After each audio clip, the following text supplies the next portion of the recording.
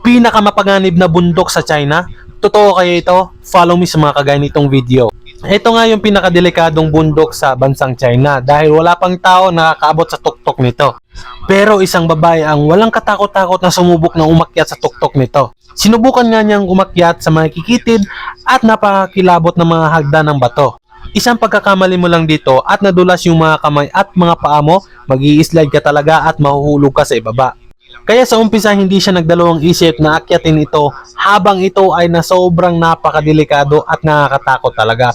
Pero isang desisyon yung ginawa niya ay hininto niya ang pag-akyat doon sa pinakamataas na bundok. Dito natin malalaman na hindi lahat ng bagay ay dapat nating tapusin dahil ang tagumpay ay malalaman mo dapat kung kailan huminto.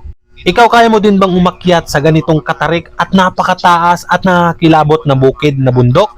You can like, comment, and follow for more videos.